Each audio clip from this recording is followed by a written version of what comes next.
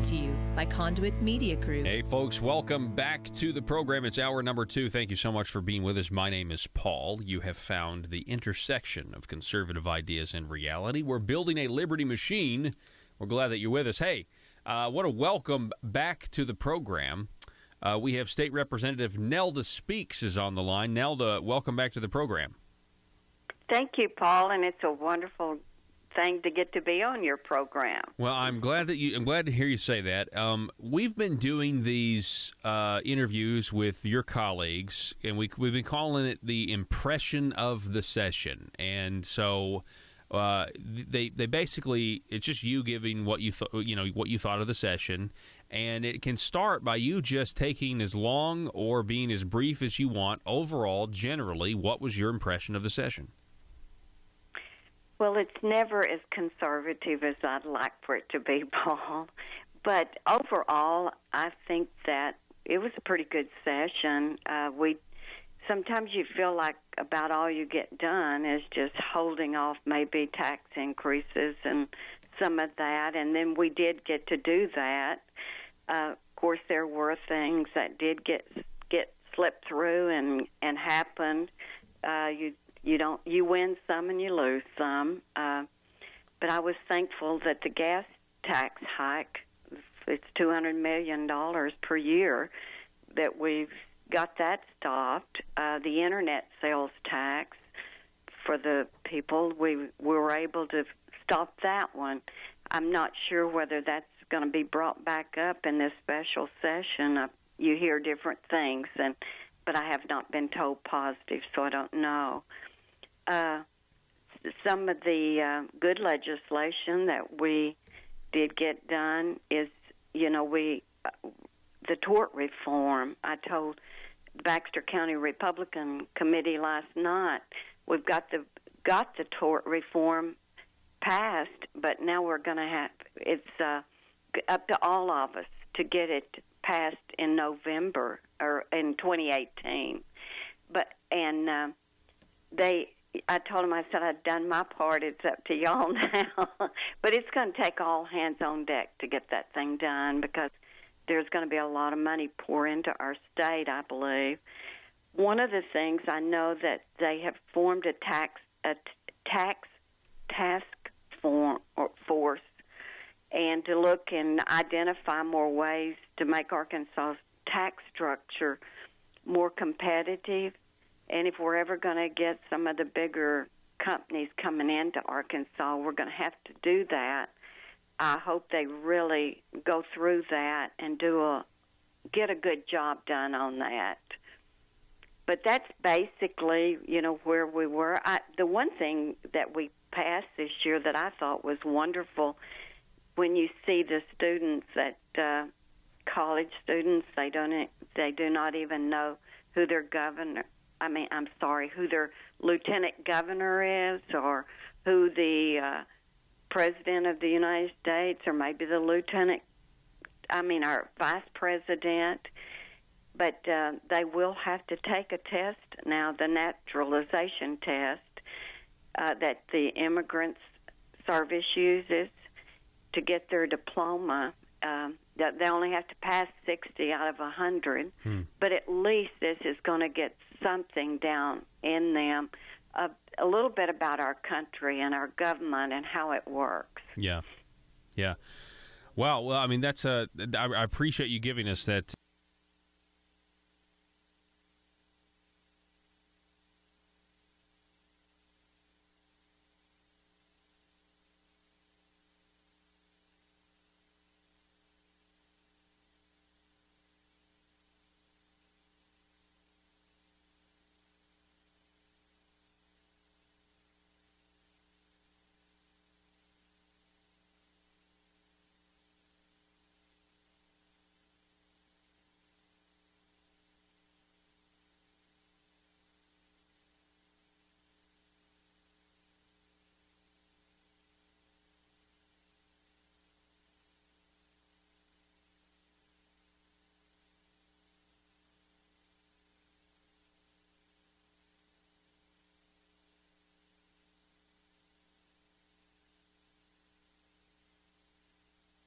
All right, ladies and gentlemen, welcome to the program from the Capitol in Little Rock. We're talking with State Senator Alan Clark has sat down with us and joined us. Welcome, sir. So, yeah, it was a bit of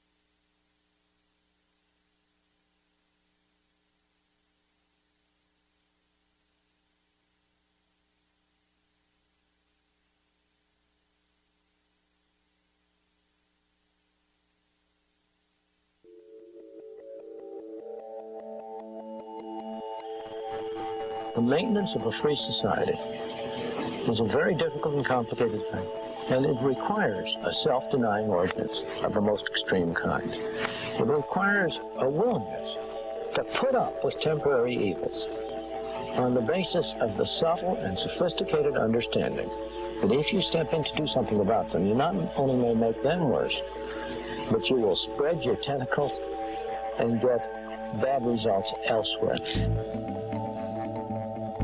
I think it's time we ask ourselves if we still know the freedoms that were intended for us by the Founding Fathers. We lose freedom here, there's no place to escape to. This is the last stand on earth. Whether we believe in our capacity for self-government or whether we abandon the American Revolution and confess that a little intellectual elite in a far distant capital can plan our lives for us better than we can plan them ourselves. All right, ladies and gentlemen, welcome to the program from the Capitol in Little Rock. We're talking with State Senator Alan Clark has sat down with us and joined us. Welcome, sir. So, yeah, it was been a long day. Joint budget, I guess, started at 8 a.m., and then they adjourned, and you guys went into session. A lot has happened. Let's start with the joint budget. Let's start with what was accomplished today. The governor wanted this $105 million transfer from a trust fund into what he calls long-term reserve fund, and there was all this talk about bond ratings and how we need to increase our bond rating from the credit agencies, and they said that if the full legislature were to decide anytime this money needed to be used, that would count against us. They were saying we need to go to the smaller Arkansas Legislative Council. They need to be the ones that have the discretion. And there was all this debate over the definition of what liquidity meant, because there was a Standard & Poor's document that was being referenced, giving outlines to state governments. What are your thoughts on all this? Well, as we discussed off air, part of being a small businessman has been a credit manager. And you cut through all the things that were said, and as a credit manager, you care about mainly two things. Does somebody pay, and can they pay? Because there are people who can pay who don't. So you first will know is, does somebody tend to pay? And the state of Arkansas does. The next thing you want to know is, can they pay? And that's why, for all the arguments we had, that's why they want to see a long-term reserve fund with as much money as possible, so that if something happens, you can pay. Because you can have the best intentions and the economy turns down, stump your toe, and all of a sudden you can't pay your bills and can't pay the bonds. So this silly argument that these bond folks care whether the whole legislature does it or whether the legislative council does it, it just was completely a red herring argument. They couldn't possibly care. Yeah. And there was nothing in their documentation, of course. And if they did care, I would have produced them. As a guy who's run a lot of bills, I would have produced the experts to say that they cared. Yeah, and they didn't, and that was a criticism Senator Brian King had. You yourself, though, in joint budget, you got the financial bureaucrat, I guess his last name was Burke, I think, yes, to actually admit that they're not that specific. They don't come out and say, well, it needs to be a small group of legislators so we can have faster access to the cash in case there's an emergency. They don't come out and say that at all. Senator Brian King, your colleague, he had a pretty big day, pretty busy day. He talked about the Arkansas Works legislation from the floor, in opposition to that, and then he had his amendment that failed in the joint budget concerning this $105 million transfer.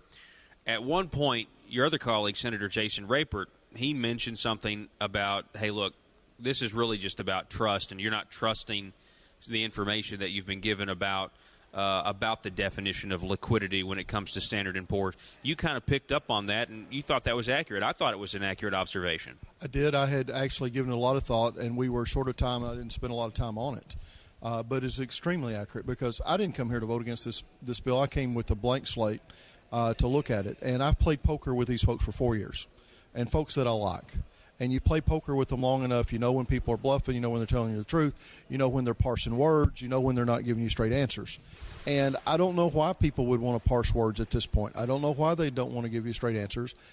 I just, and if it were just me that felt that way, I think former Senator Hendren, Representative Kim Hendren, who's been here, in his words, 10 times longer than me, 40 years versus 4 years, had the same feelings. And so that backed up where I was at. Because certainly there's nothing wrong with a long-term reserve fund. That's a great thing. And if that was really important to us, then we could do, instead of cutting taxes, we could say, no, we need to be sure we're financially stable. Something bad may happen. We could at any time go into a downturn. We could go to war in the Middle East, et cetera. Oil could take off, and our economy could get bad in a hurry. And so taking $100 million that we already have and making it more accessible doesn't seem to be the most financially responsible thing we could do. And at the same time, I want to trust them.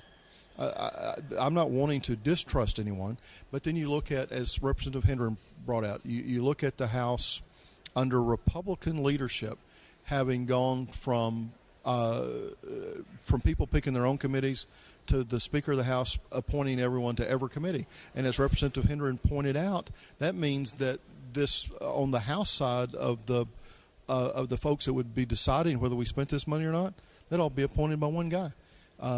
And I like the Speaker. And not only do I like the Speaker, I trust the Speaker. But that we would put the power all in the hands of one guy. Yeah, it could be. We don't know who the next speaker is going to be. You just don't do business that way. And they were the problem they were trying to solve are respected, but there were at least, as we discussed, 5 or 6 better answers than the one they came up with. You say you've played poker with these guys for 4 years. You know, I've been watching a lot of people understand exactly what you're talking about. Talk a little bit about, I guess my fear is we're going to find out the real reason we need this $105 million transfer 2-3 weeks from now, 6 months from now. Is that a fear of yours? The real reason is coming, if there is a real reason, and this is one of those cases, because I'm real bad in the Senate about saying I told you so. And I will continue to be that way because I did tell them so, and I'm not the only one. This is a case where I hope that they can come back and say, I told you so, that no emergency comes up and that we don't end up spending the money.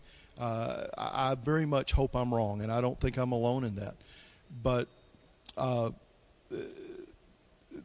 chances are, we warned 4 years ago that when we took this free money, which has been free money up to now on Medicaid expansion, and they had the colleges call us, and they had the superintendents of the K through 12 call us, and they called the highway people call us. They had the state police call us, and I told every one of them when they called me, you just wait, because by 2020, your programs are going to get cut, and they're going to get cut because of Medicaid expansion. Right now, you're saying you're going to get your programs cut if we don't do Medicaid expansion. It should be just the opposite, because as this grows, if Congress kept it at the 10%, and there is no signal at all, in fact, just the opposite, that Congress is not going to keep it at 10%.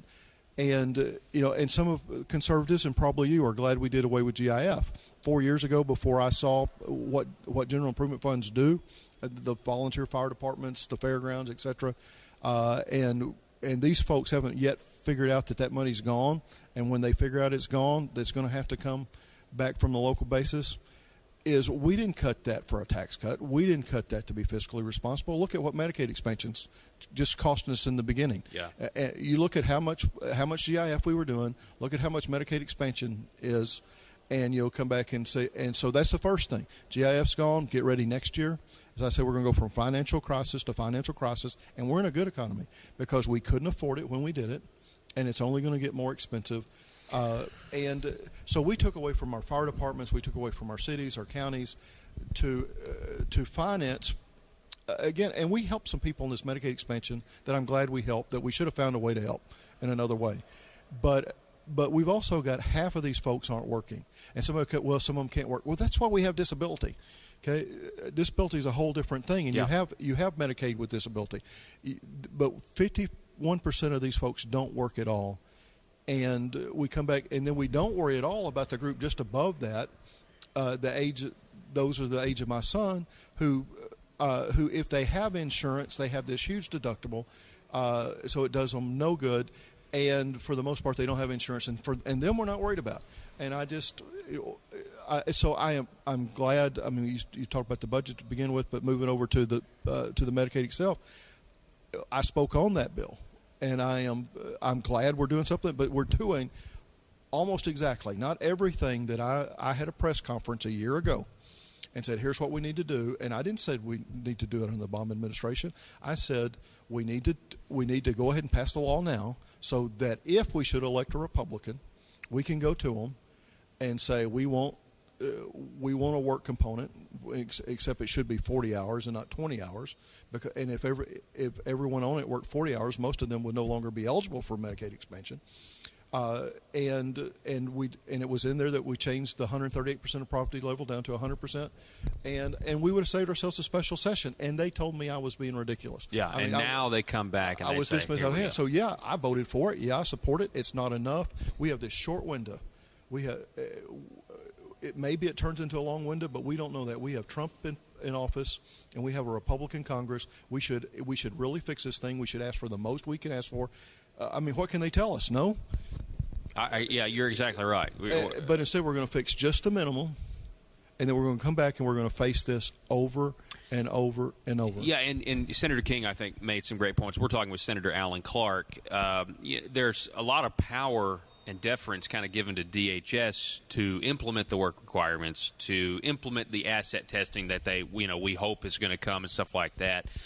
But hey, it's clearly a step in the right direction. Again, if we have this trust gap, but let's kind of build on that, because you mentioned the phrase budget crisis in your speech when you're talking about the Arkansas Works corrections and stuff like that. This bill during the special session on Friday, the governor said we got to cut $70 million from the budget. We have, since Governor Hutchinson has been in office, we have cut taxes, not as much as I would like. But the problem is, it seems we've also increased spending, $133 million in 2015, $142 million in 2016, now $165 million, for the next fiscal year. And the leadership says we don't have a spending problem, we just have a revenue problem. We have what you just brought up, which is Medicaid expansion. Hey, your programs are going to get cut by 2020. I mean, you can kind of connect the dots here, and it seems like things are doing exactly what you say they're doing. And I think, I always like to be fair. And I don't have a problem with spending increasing, and I'm sure some people are gasping at that. But, we have inflation. Okay? And so if spending increases at the rate of inflation and at the rate of revenue coming in, then that's not a problem. My business expenses increase every year. And so to expect expenses to increase here at a certain rate is not a bad thing. But Congressman Westerman introduced a bill, my first session, 2013, when he was majority leader, that said that we would not allow our expenses to rise past the rate of inflation. And we rejected that in 2013, and we're not going by with the argument, well, we don't have to make it law to do it. Well, we're not doing it. Well, right, exactly. Yeah. And so I see both sides of that argument. One, some increase in spending is justified, but continually, again, I don't think we don't seem to want to look at the hard decisions and what needs until we have to, until we absolutely have to, and you come back because. I sat at education committee meetings leading into the session and said, I don't think we should cut taxes. I'm sitting here as a fiscal conservative saying that I think that, one, we have lots of needs, and two, we ought to make sure that we're financially stable. And Senator King was the one who came back last month and said don't vote for the revenue stabilization because they don't have the numbers right. That's not my bailiwick. That's why I run a business and I'm good at numbers. I'm not Senator Hickey and Senator King like getting in there and digging into them. I'm just good at listening to both of them. And sure enough, Senator King's negative as usual, but he's right as usual. and so I didn't vote for RSA. I think it's the first time ever that I didn't vote for the stabilization. I didn't vote against it. Just didn't vote. And come back, and sure enough, here we are. He's exactly right. We're short of the money, and then that brings back up that a year ago, and I hate to be so critical, but a year ago, when we were dealing with the Medicaid expansion, we were told that it would be irresponsible to use any budget surplus to fix any of that. Yeah. Okay. 1 month later, we came back on the highways and we took $50 million. In fact, I quoted them on the floor on that vote. Because it took $50 million a year for the next 5 years out of budget surplus. Well, we got a serious problem if we don't have a budget surplus. Yeah. Because what were we paying, like 20% of that matching money? I mean, it was one of those things. It was a no-brainer to take it to fix our highways, and so we've got to come up with that $50 million somewhere. Yeah, wow. And Senator Hickey, who is very bright on those type of things, and Senator Caldwell, Senator Sample, and Senator Standridge all worked on that. Had an answer. Instead, we went with the easy way, and the easy way turns up with us back here once again, saying, "Okay, what are we going to do?" What do you think? Your last question here. We've had some recent battles in the session where every tax cut had to be paid for. And maybe that's because we were under such budget. But of course, these are all future revenues. This was all. I guess my point is let's just take the veterans military tax cut, retiree tax cut, $13 million. And we just couldn't absorb that in the budget. And yet last Friday, we absorbed $70 million like that. We cut $70 million like that. I want to cut taxes. I want to do it by shrinking the size of government, though. I think that's the responsible thing to do. What do you think? Absolutely. I would like to see more leadership. I ended up just a few minutes ago when this budget thing with the long-term reserve came to the floor, I voted for it. After speaking against it, voting against the budget, the governor asked me personally to vote for it. And that's the thing why I sit here criticizing, and I know all this, from the minute it airs, within 5 minutes it airs, it'll be right back to the governor's office, is I love Asa Hutchinson. I have supported him since the early 80s, have the greatest respect for him. And I think, again, when we did what we did in the House, I think that is so prescriptive of what we're doing. When the Speaker decided that that the answer was for him to appoint all the committees, that wasn't the problem. The problem was that 75 House members voted for that. And the problem, I think we have a great governor. A big part of the problem, let me put it back on us, is we got a legislature who doesn't want to do their job and stand up to the governor. We want the governor to pat us on the head and tell us how wonderful we are and that we're his buddy. When there's times we need to say, Governor, we love you, but we think you're wrong on this.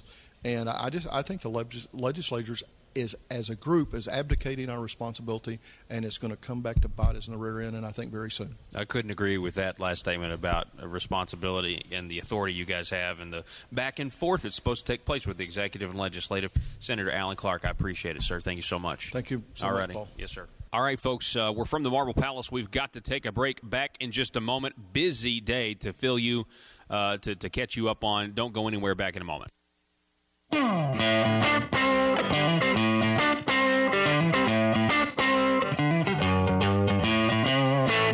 Come to Triple R Furniture and see our sofas, recliners, bedroom suites, and more. At Triple R Furniture, we'll deliver up to 50 miles away, and we're here to help you with all of your furniture needs. Triple R Furniture gives you the option to buy furniture outright or rent to own. We strive to make the financing process as easy as possible, which is why everyone is approved. At Triple R Furniture, we offer financing terms for 3 months, 6 months, and 9 months. We also offer a manager special. Come see us at the Highland Shopping Center in Highland, Arkansas for details. Customer satisfaction is our top priority at Triple R Furniture. Call us today at 870-856-8003 or find us on the web at triplrfurniture.com. If you're like me, you believe that small business is the heart of Arkansas's economic engine. and it should be viewed that way by the politicians in Little Rock. Conduit for Commerce also believes, like you and I believe, policies that achieve less regulation and lower taxation help small business in Arkansas thrive.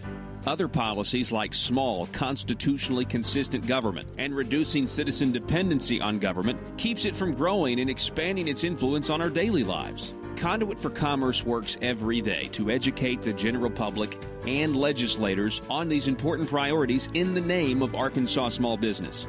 By the way, contributions to Conduit for Commerce are tax deductible. Log on now to conduitforcommerce.org and click on Contact Us on the right side of the page. That's conduitforcommerce.org.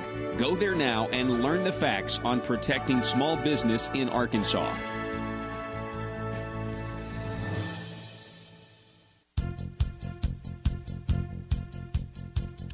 Paul Harrell, your voice for limited government and small business in Arkansas. All right, welcome back from the Marble Palace. Welcome to the program, folks. I want to thank Senator Alan Clark for stopping by and talking with us today. Some great information there, and I know we probably were talking about information that without proper context, many of you were probably like, hey, what's exactly going on? Well, we're down here at the Marble Palace. It's a special session, and the governor wants a few things done. It was a little bit more of a controversial day than the leadership who like their predetermined outcomes. I'm sure it's more controversial than they wanted. Thanks to Senator Brian King, who, he really let them have it to the point where, I just got the feeling that Brian King has had enough and that Senator Brian King is just tired of the machine down here never losing credibility. The same people promise things over and over and over again. The promises never come true, and then those same people are trotted out with their next batch of carefully crafted language, expecting you to believe them this time. And, I mentioned earlier Senator Jason Rapert. He was in committee today talking about a trust gap. And I don't think he was agreeing or disagreeing. He was just articulating that's what platform Republicans have right now. That's my words, though. I mean, platform Republicans are very skeptical of big government establishment Republican leadership because they've been misled so many times. Can I say the word misled? I should probably say the word lie. That'd probably be better. That one seems to really upset the people who are in this bubble here. I would remind all of the Arkansas politicians, you get upset when somebody's called a liar. You get upset here in the political establishment when somebody uses a word that accurately describes what has been done using the legislative process. I just want to remind you, we do have examples in recent memory where it was politically acceptable to openly say that someone lied. And that would be when Hillary Clinton was running for president of the United States. No one seemed to have an issue. I guess I just want you to know that the people might be more willing to call a spade than you are when you're in the Mac building and you're little fortress made of bubbles. That's just an observation that I had today. The phone number, if you want to text me, is 870-275-9799. Down here at the Marble Palace in the special session, they are expected to wrap things up, I guess, tomorrow. But the news is the establishment got exactly what they wanted. The bill that failed in the Joint Budget Committee yesterday, through much toil, passed today exactly the way they wanted it to pass. Senator Jim Hendren's bill, Senate Bill 5, whose his uncle is the governor, giving $105 million from the a trust account, putting it into the governor's what I would call a slush fund. Jeremy Hutchinson said, the other governor's nephew, Jeremy Hutchinson said from the Joint Budget Committee that there are those in the audience, I was in the audience at the time, who are peddling conspiracy theories, calling this the governor's slush fund, and they said it's not the governor's slush fund, blah, blah, blah. Well, it's the exact same fund that every governor's had, and all they need is the rubber stamp now of the Arkansas Legislative Council. I've got a ton of information to give you. Please stay tuned.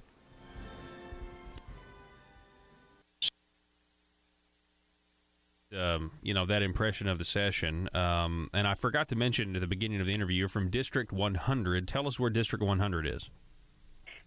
This is in the upper part of Baxter County, all the way across. It pretty basically runs from Mountain Home up to the upper top portion, and then I come all the way across through Lakeview, and it takes in all of Mountain Home.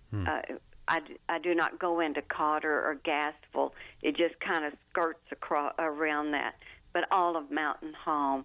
So that takes in about the 30,000 that is mine. We have, I think there's 4 representatives that do come into Baxter County.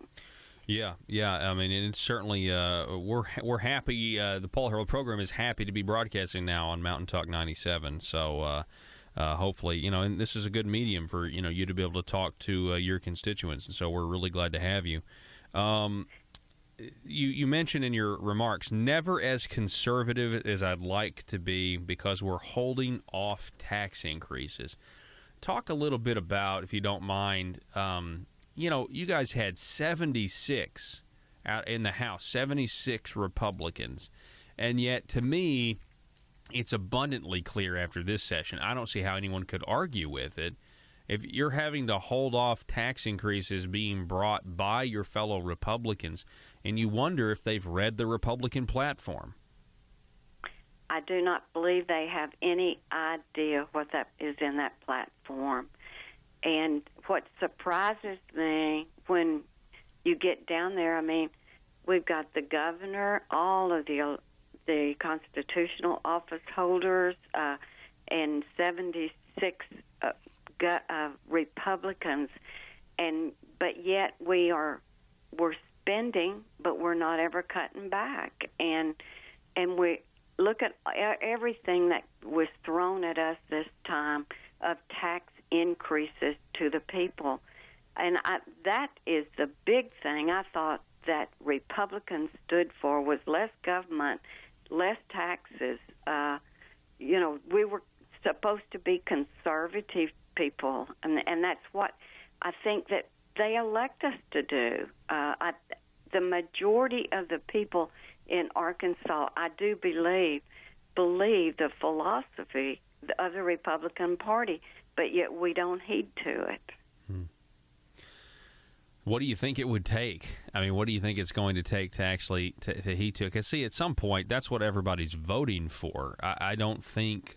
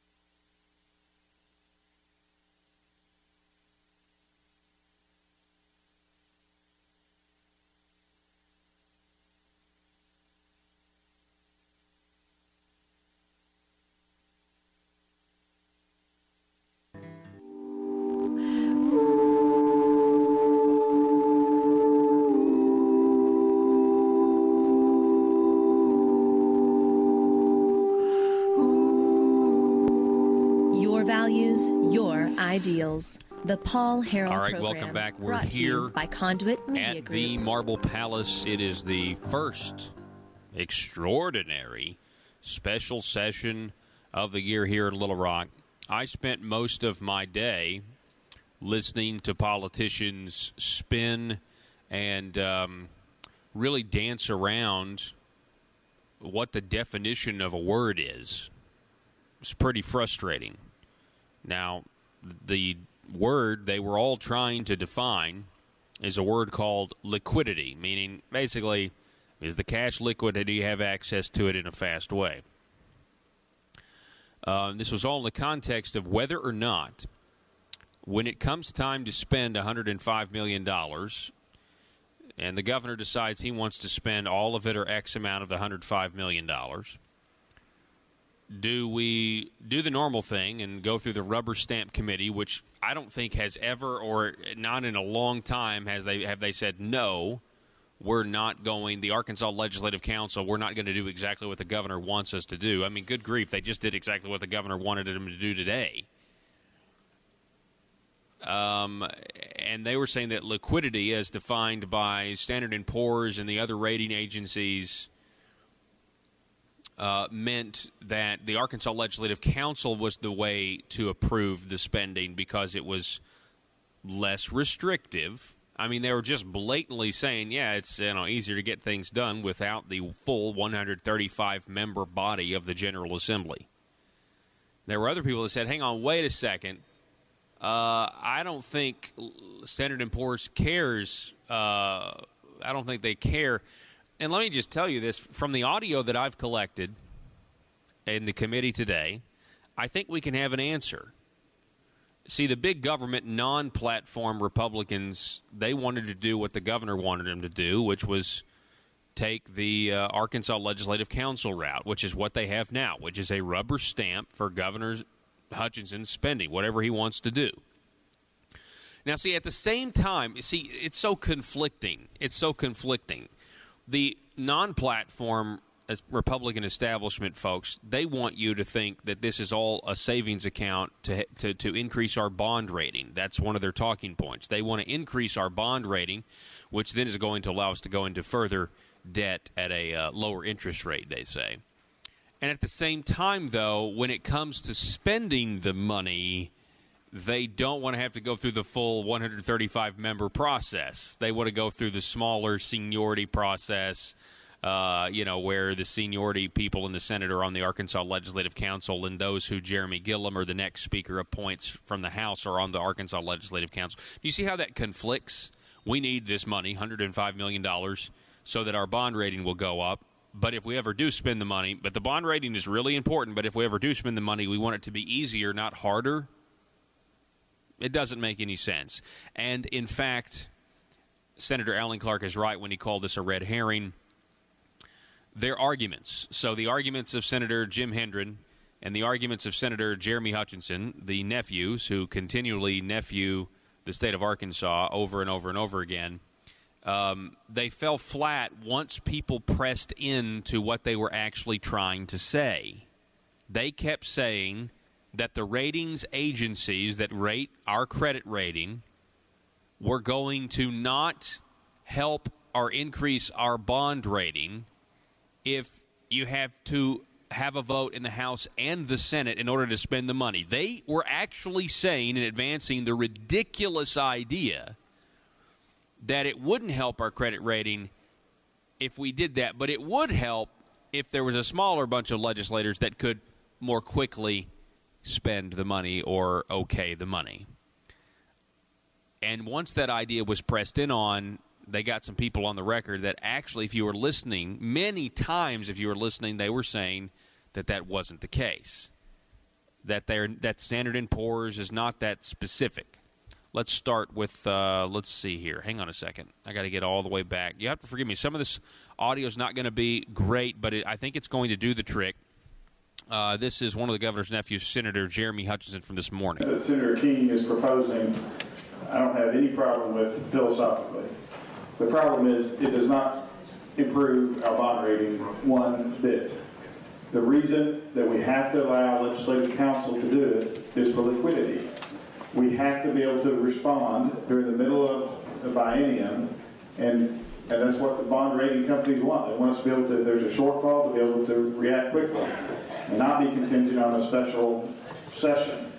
So in principle, I think all of us would prefer Senator King's amendment. But if you vote against this amendment that Senator Hendren's proposed, in hopes of voting for Senator King's amendment, then you will not see any increase in our bond rating, period. And if that's our goal, then Senator Hendren's amendment is the only one that will get us there. So you have one nephew sticking up for the other nephew's amendment here. Senator Jeremy Hutchinson saying that Brian King's amendment, which would put the power back in the full legislative body, would not help our credit rating. You get that? That's their definition of liquidity. Well, then we have Arkansas Republican Senator Hickey. He starts to press in on this. They get some people at the table. He starts to kind of press in, saying, I don't think your definition of liquidity is what you think it means. Generation capacity. Now, what they do is they have these specifics, and then what they do is they go in and they score you either a 1, 2, 3, or 4. If you will read that language right there whenever it talks about that, what they say is it says, we examine whether all funds are immediately available. Nobody here is debating whether or not we should take these funds and put them in the long-term reserve account. We want to do that so we can get out from under those trust restrictions because it's currently in a trust. What it says, and I wish y'all would follow me, it says we examine whether all funds are immediately available. They're never going to be immediately available because then they go on and they even go to the point they put dash, dash, or whether legislative or executive authority is required to shift resources from other funds. That is automatically going to tell you whether or not it is a subcommittee, that is going to be legislative action, or whether it is before the whole body, that's legislative action, or whether or not the legislature was not even involved, if the governor still had executive authority, that would still put it over in that category. So whenever you go to the scoring system, just a 1, 2, 3, or 4, for you to score a 1, you have to have that broad authority. Which, in my opinion, how could you ever have that broad authority if they say that you're going to have those limiting factors? All right, so he's saying that the Standard & Poor's document is sitting there basically saying that they score you on the liquidity on a 1, 2, 3, or 4, and very few people actually get the 1 rating. They don't get the 1 rating because we're talking about immediate access. It'd be like having the money in a checking account, and the governor could just literally do whatever he wanted and wrote a check anytime he wanted. That's what that's saying. So, in fact, and we're going to get the rest of Senator Hickey's comments, most everybody gets rated a 2. And a level 2 is that there's some legislative action that's required if you want to spend the money in the long-term reserve fund. That's what he's saying. This was all fleshed out, proving the nephew's arguments to be incorrect, and yet they went ahead and went with what the nephews wanted anyway and what ASA wanted anyway. Listen to more Hickey's comments. So at that point, under number 2, it says access to pooled cash is available but may be limited to those certain funds. So get that, access to pooled cash is available but might be limited. That's what a number 2 is on the rating. Whenever we have any type of legislative authority in place, it appears to me that we would never score a 1 as far as liquidity is concerned. So all of this talk about... So what Senator Hickey is saying is, in no way would Arkansas ever score a 1 based on these 2 ideas. Arkansas Legislative Council has authority over the $105 million or the full 135-member body. If you go either path, you're not going to score a 1 on the Standard & Poor's criteria. You're going to score a 2 because it's not immediately available. I mean, and it was so clear, and yet the big government establishment non-platform Republicans, they did not want to hear. It's like they credit to Senator Hickey. He really did a great job laying it out. Whether or not you're going to hurt it more by having just a committee do it or the whole body, I don't see that, and I'm under the same opinion. If we should have had somebody from S&P to actually outline the thing on what would have helped us better. All right, and this is the best point. Brian King made this point. Alan Clark made this point. Senator Hickey, you just heard it, made it. They should have had someone here from the ratings agencies to, if that's really true, if what the nephews say is true, if what the others say is true, Charlie Collins, he's like an honorary nephew at this point. if what the nephews say is true, they should have had a ratings guy there saying all of this. And Alan Clark made a good point when he was on the show earlier. He's like, I've run a lot of bills. When you bring in those guys, you only bring them in if they're going to help your argument. So the concept here is, I think these rating agencies would have done exactly what the Arkansas Director of Budget, Duncan Baird, did. We have his audio coming up. When Senator Hendren, one of the nephews, pressed in and tried to get Duncan Baird to admit what he was saying about the definition of liquidity and what's going to really help our bond rating in Arkansas by transferring $105 million, Duncan Baird would not play ball, which I thought was interesting. By the way, I've been asking the question for a long time, are we in a budget crisis?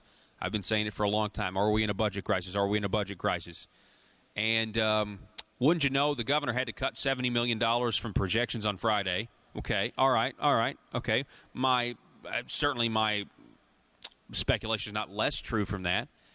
On Friday, he cut $70 million, and on Tuesday, he's demanding $105 million. Now, it's for something different, we're told, but why do I get the feeling we're going to figure out exactly what this money is for 6 weeks from now, 6 months from now, a year from now? We're going to take a break and be back with former State Representative Donnie Copeland. Don't go anywhere.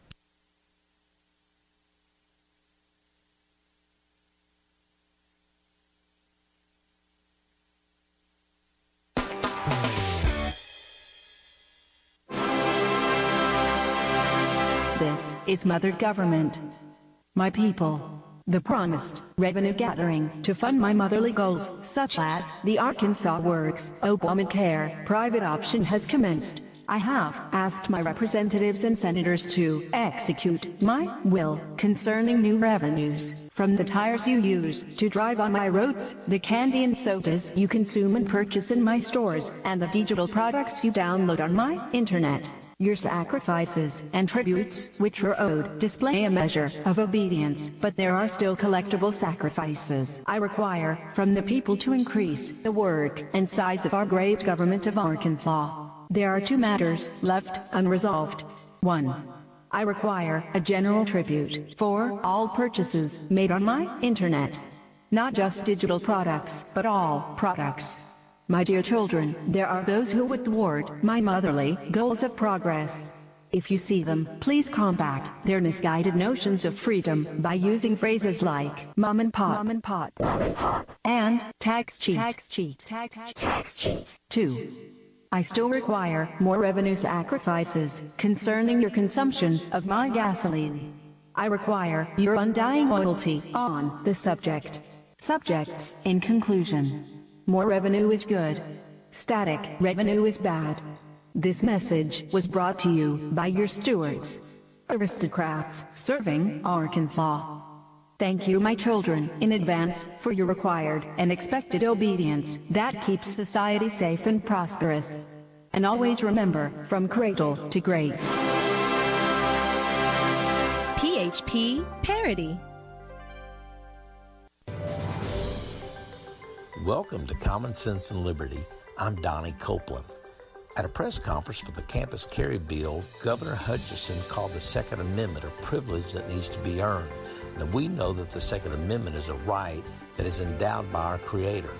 Maybe the governor has his privileges and his rights mixed up. Health care is a privilege. The Second Amendment is a right. For Common Sense and Liberty, I'm Donnie Copeland.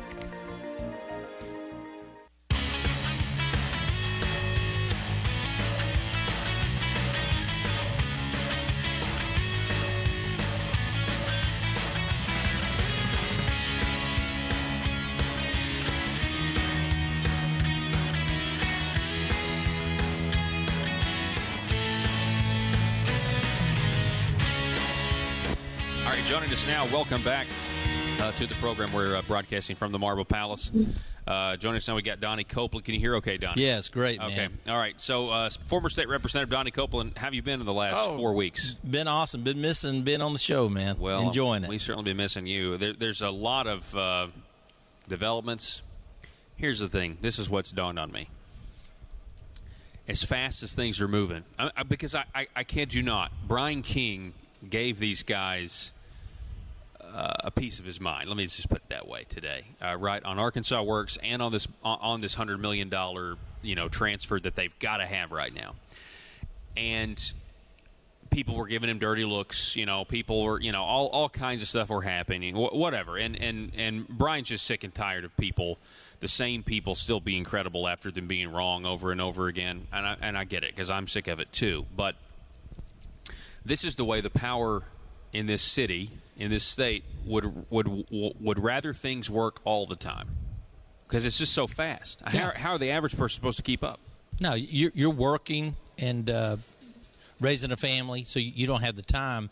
That's why these emergency sessions or these special extraordinary sessions are so extraordinarily effective for the governor and for leadership, because they can do – it's like summer school.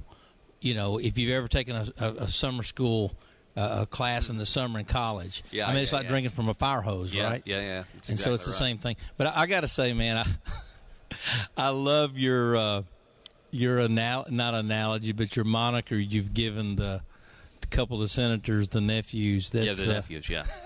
That's good, and really it is. It's really sad because we have this. Jeremy Hutchinson called Kim Hendren Uncle Kim today in the Budget Committee.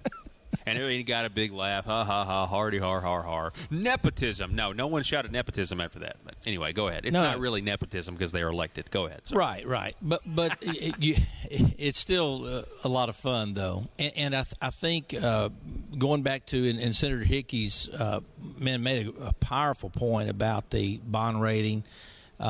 You made a great point about, Duncan not biting the apple. Yeah, and we'll listen to that here in a minute. Well, let's see if we can listen to it right now. Hang on a second.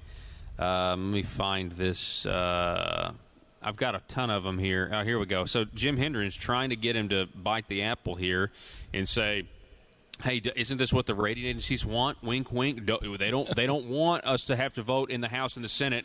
The good Lord forbid we have to vote in the House and the Senate to spend $105 million. So are you saying that if this was court proceedings, the prosecution would have jumped up and said leading? Yes, listen. The discussion that we should, again, peel this back to where the legislature has to approve spending these funds. It's my understanding that is one of the reasons that they're not viewed as a true reserve account, is because they're not going to issue bonds on the idea that the legislature is going to have to take some sort of action as a whole to access those funds. So it's not truly a reserve account. And I guess what I want you to say is, based on what you know and the research you've done with these bonding rating authorities, and maybe Senator Rayford wants to comment on it, is would a fund that requires legislative action by both the House and the Senate as a whole be viewed the same way by raters as one that is put into this long-term reserve account? There's a long pause as one nephew comes up and talks to another nephew. I'm serious. So Duncan Baird, the director of budget, doesn't know when he should begin his answer. So given what I know and given the conversations that we've had, the discussion has been having a reserve fund and having a mechanism to access the reserve fund. And it just seems like if your mechanism is to have to come back and have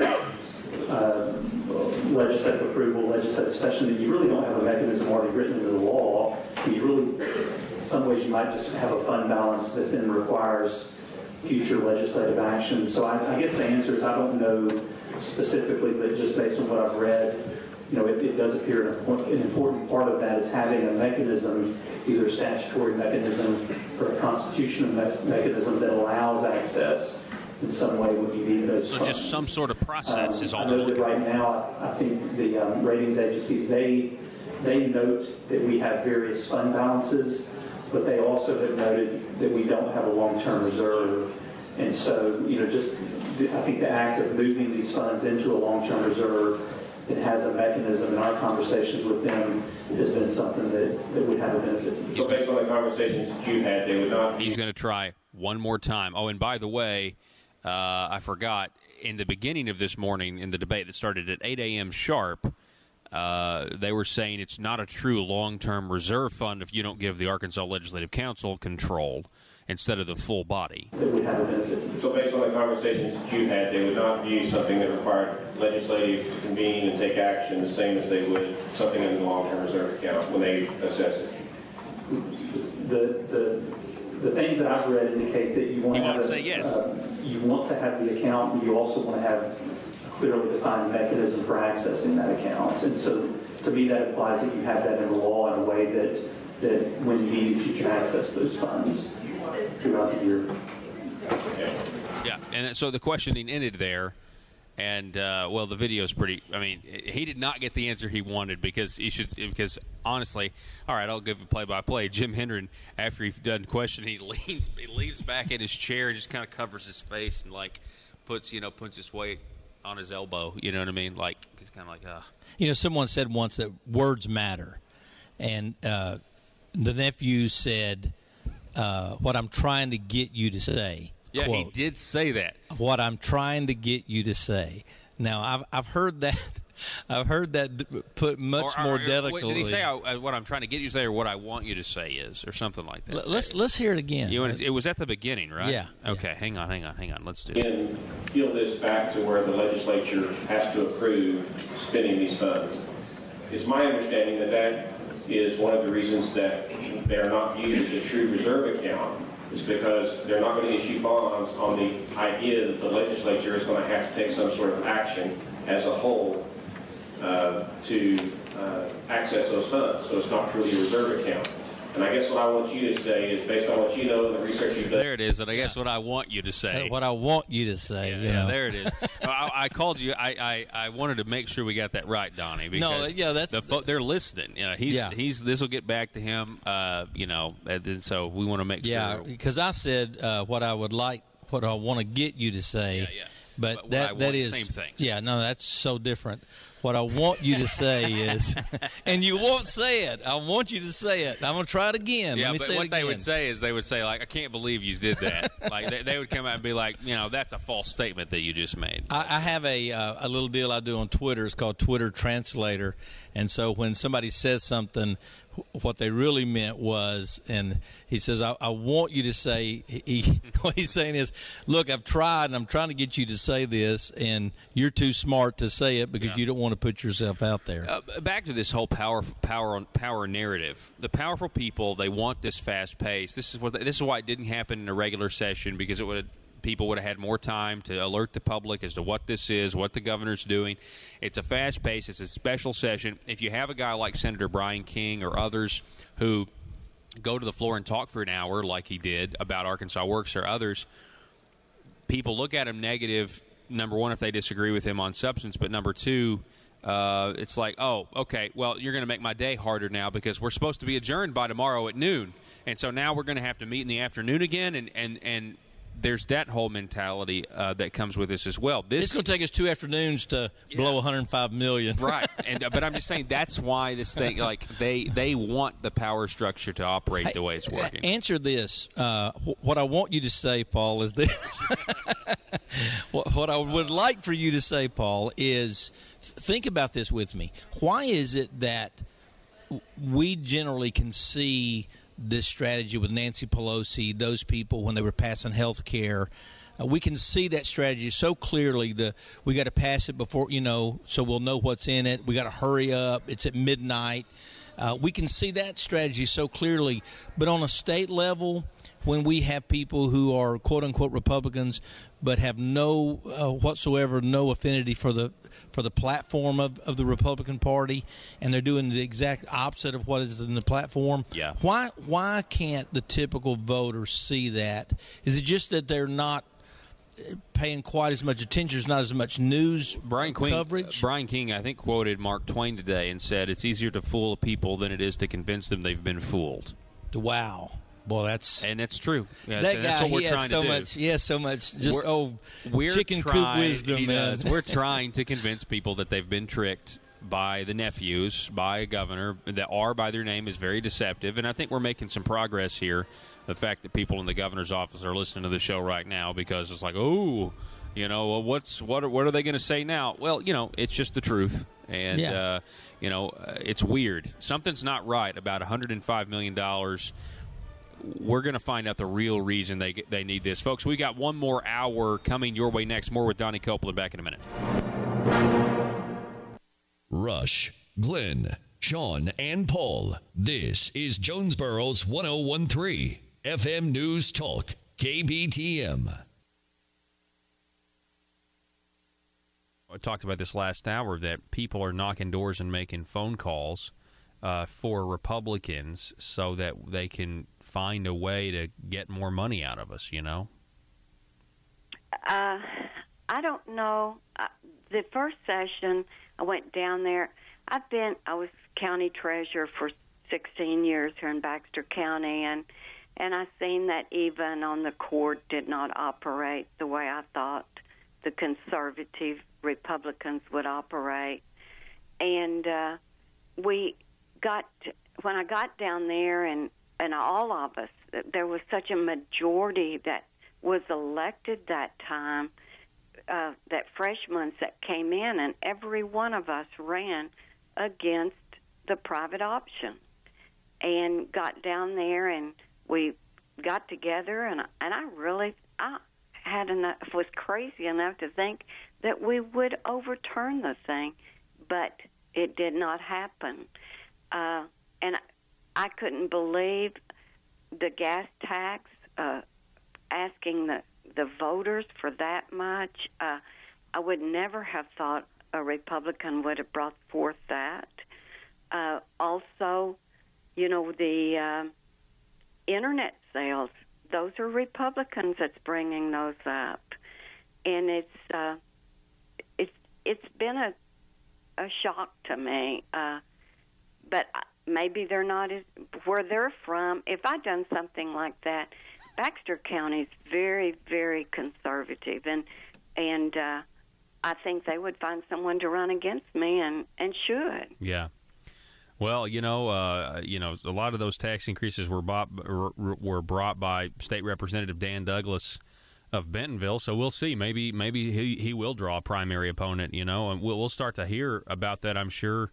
You know, maybe this summer or this fall, people who start announcing for primaries and stuff like that. And, you know, you would think if you have such a blatant deviation from, you know, what you run on, lower taxes and less government. It's really interesting. How do you stay positive, Nelda? We're talking with State Representative Nelda Speaks. I mean, every time I saw you while you were down there, and I've said this before, you always have a smile on your face. You're very conservative in your voting record, and yet you're just always happy. How does that work out for you? Well, I made up my mind. I've seen people come to Little Rock, and they leave there just so frustrated and mad, and that. And I count it a blessing to just even get to go down there and represent the people. And so I'm not going to be just beat down and that. I'm one vote, and if I'll go down there and I come back to Baxter County and people say, you've done a wonderful job, and I know I'm not going to please everybody. I mean, that's a given. But I want the majority of the people, and when I've done that, I'm happy, and I'm not going to let it just eat my lunch. I'll do my very best and let the chips fall where they are. I mean, that's about all we can do.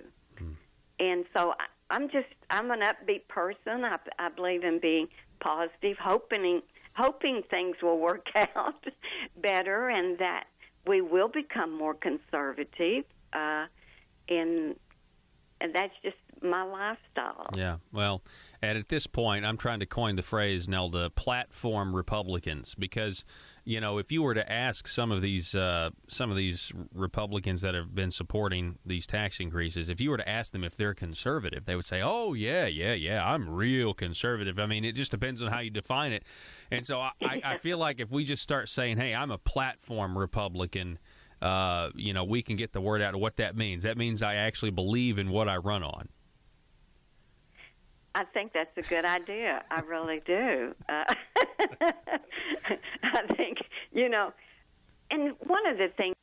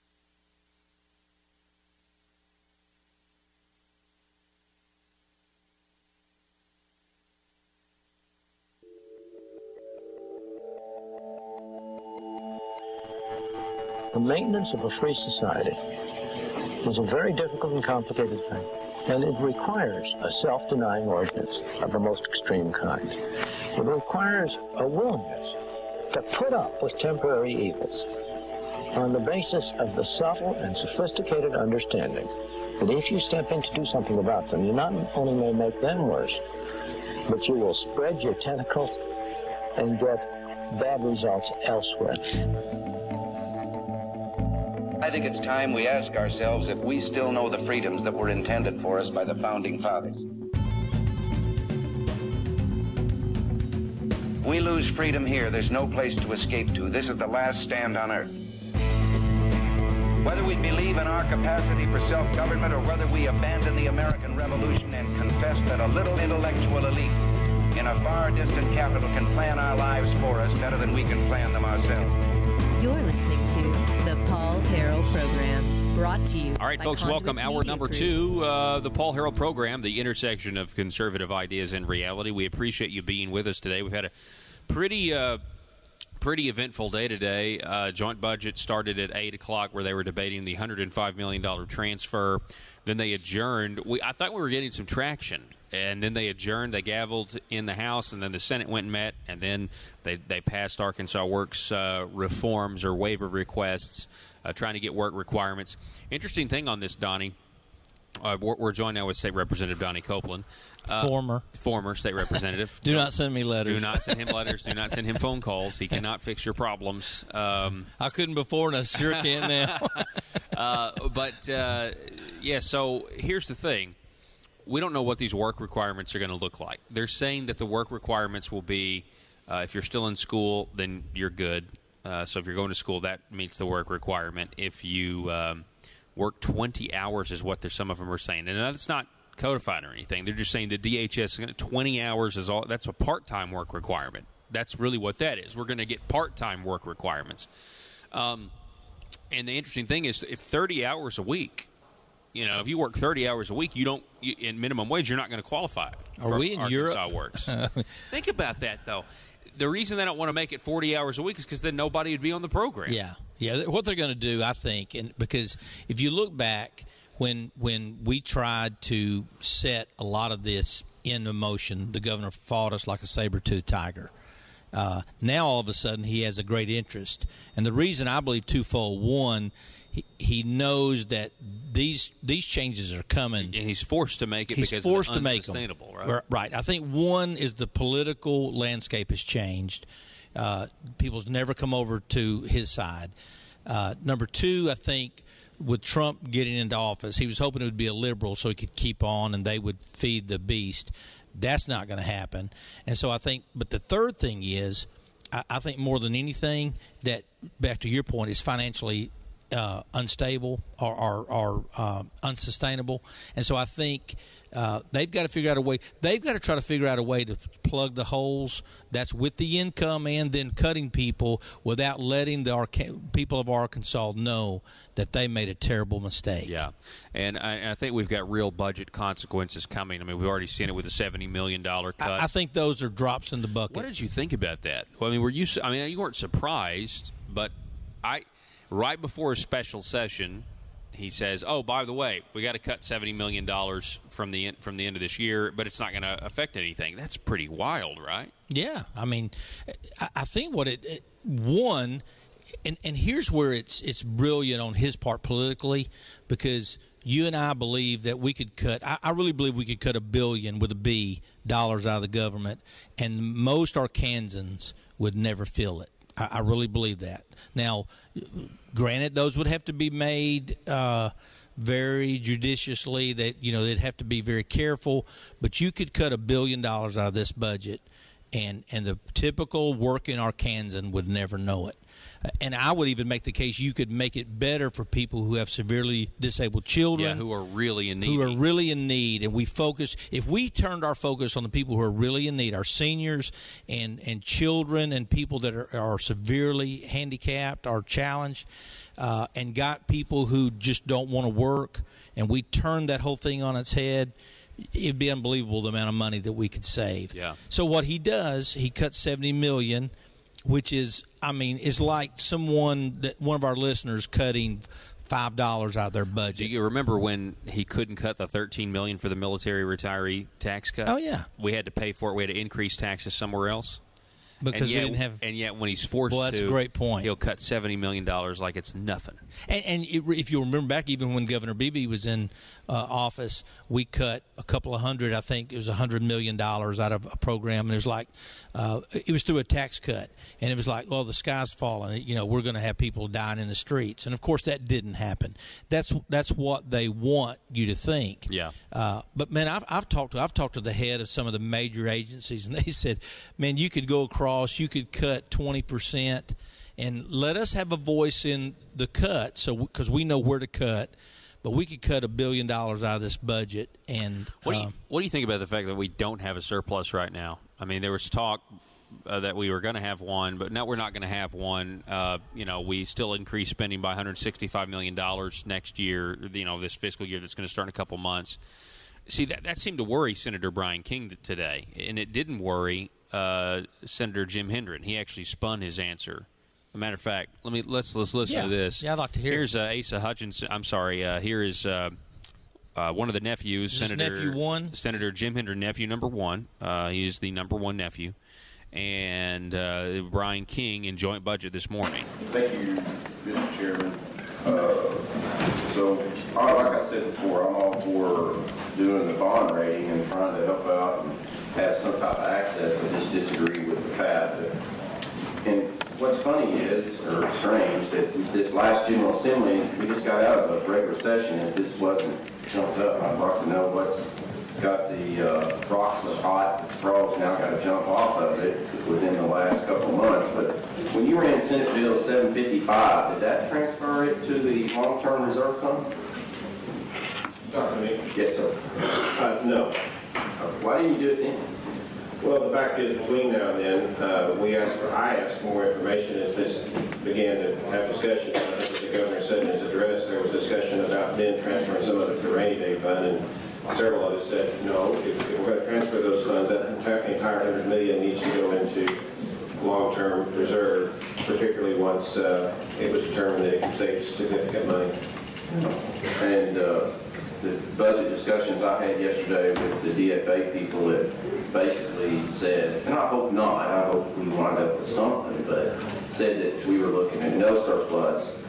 I mean, that is concerning, isn't it? I mean, in economic times, if we had $3 or $4 million surplus right now, I don't know, this red flag is much. So, does it not concern you that we have us looking at a zero surplus? No surplus, I guess it's just. So, are you arguing we should be taxing people more?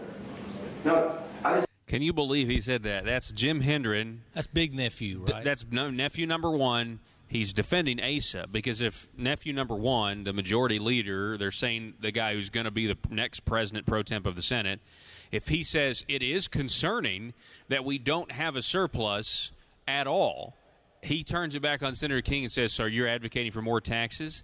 That's as cheap. Yeah. I'm not advocating for more taxes. Way to just distract. Yeah. That is really deplorable.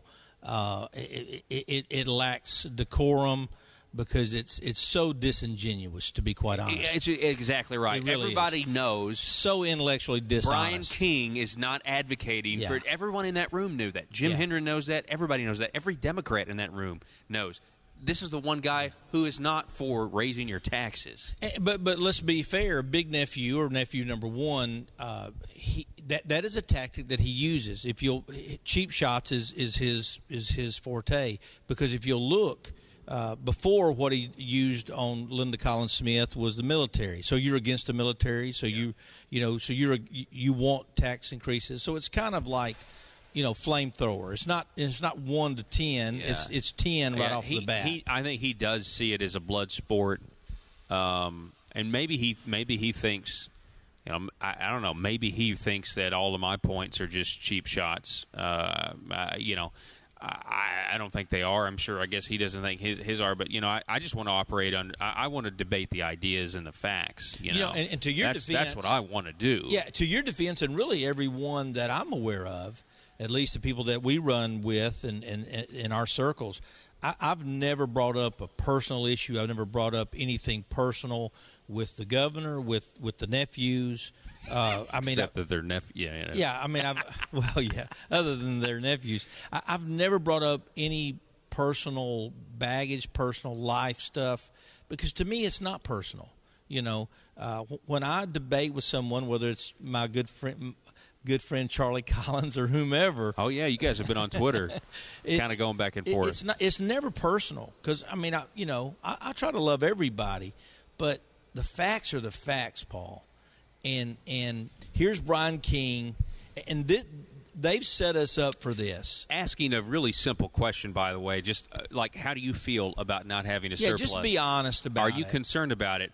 And he says, "Are you arguing for more taxes?" Okay, what is this? The first grade? Yeah, and that doesn't make any sense. Yeah, that right there, to me, I don't know. I think language, I think words matter, and for you to go from not answering that question in an intelligent fashion and just throwing that out there. Yeah, and he goes on to say, and he kept with it. He said, a surplus means that people have been taxed too much or something like that. And it's like, hang on a second, Senator Hendren, honestly. We've overspent $133 million in 2015, $142 2016, $165 in 2017.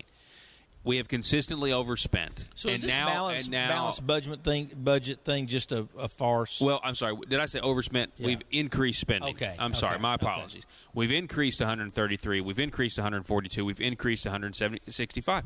And now they had to cut $70 million from the rest of this fiscal year. They're asking for $100 million to go from a trust fund into this account where the governor was going to have control. Jeremy Hutchinson, nephew number 2, said from his desk today that there are conspiracy people in the audience who are calling this the governor's slush fund. And they're like, it's not. It's a long-term reserve fund. Well, I would just reference the Conduit for Action articles. Great article. I'll give another shout out to J.R. Davis, the governor's spokesperson, who on Twitter was saying that the rainy day fund and the long-term reserve fund are two separate things. When we tried to bring up that the old rainy day fund was renamed the long-term reserve fund, and then they created a new rainy day fund, so you can claim that they're different when it's the same thing. It still requires the same slim rubber stamp from the Arkansas Legislative Council, and yet there's just so much spin and dishonesty. Hey, here's something to think about, Paul. I don't know how much time we have left in this segment, but think about this. You rattled off $170 million, $105 million. Then you rattled off, I believe, another $100 million. Yeah, see, 133, 142, 165. Okay, what is that? 100. It's like 400. It's almost $500 million. 435, I think, is what we. Okay, now add 350 to that. Then we're scaring $800 billion. Yep. Because where I get the $350 billion is the increase in taxes. The attempt to increase taxes more. Yeah. But in fairness, it's actually been $200 million or so. So we have $750 million net money. That's money that we've increased the budget, and the money we're trying to, increase. We're trying to decrease the budget, and we're trying to increase taxation to a tune of scaring $1 billion. That tells me there's a major problem. And here's the big problem. You're unwilling to cut the size of government, and government continues to grow. And then you added this, or you increased and threw gasoline on the fire of this social medicine program, and no wonder it's burning out of control. Mm-hmm. And so no wonder you attack a guy who has spent his political career trying to make government smaller. No, you have to attack him because you have no substance. Yeah, that's exactly right. We'll be back with State Representative Donnie, former State Representative, here in a minute, folks. I want you to call my friends at iTex for all your computer needs or your computers in service. If you want elite IT services, and specifically we're talking about a managed service provider. And I want you, if you're a business owner and you're tired of the unpredictable costs of your IT bills, whether you've been hacked, whether you got ransomware, or whether it's just as simple as, hey, my computer's kind of worn out and I'm worried that I'm going to have to replace it at some point, but I don't want to lose all the data. They can help you with all that. Ask them what a managed service provider is. The business is iTex. They are the techs to trust. They know that protecting your data means protecting your bottom line. It means protecting your business. It means protecting your livelihood. iTex Computers and Service. I want you to call them just for a free consultation. There's no obligation here.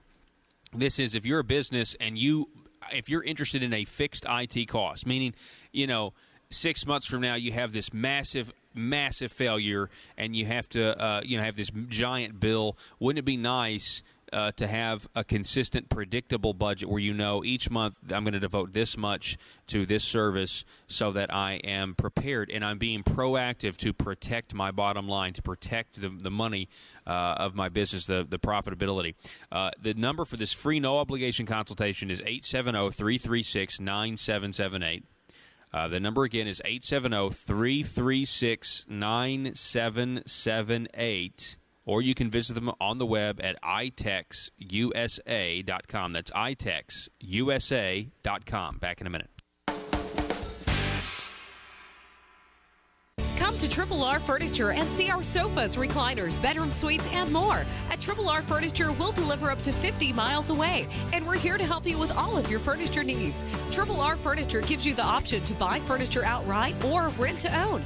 We strive to make the financing process as easy as possible, which is why everyone is approved. At Triple R Furniture, we offer financing terms for 3 months, 6 months, and 9 months. We also offer a manager special. Come see us at the Highland Shopping Center in Highland, Arkansas for details. Customer satisfaction is our top priority at Triple R Furniture. Call us today at 870-856-8003 or find us on the web at triplrfurniture.com.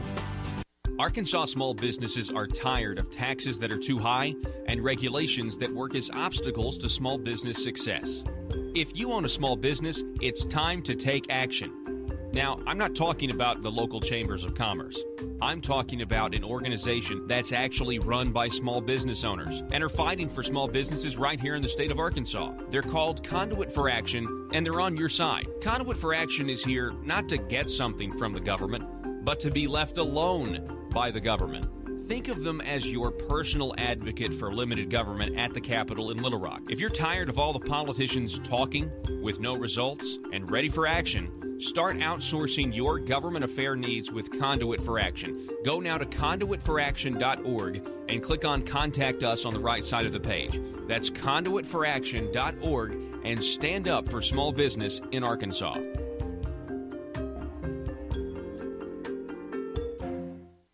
It's a PHP parody. Hey, man, you got any of that marble rock? Yeah, I've got the hookup. Thanks. I need a fix real bad.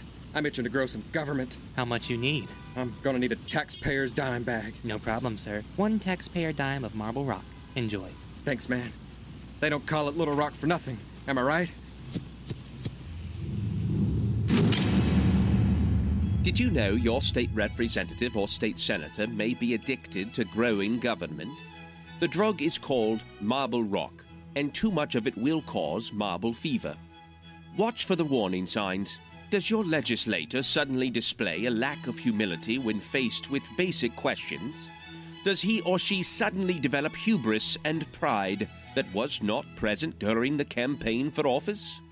These are signs they might be smoking the terrible drug, marble rock. The solution? Detox.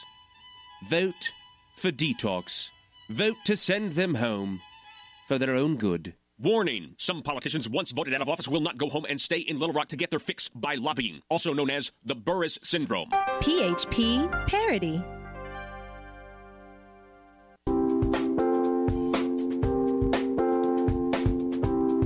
He puts the Paul in politics. The Paul Harrell Program, brought to you by Conduit Media Group.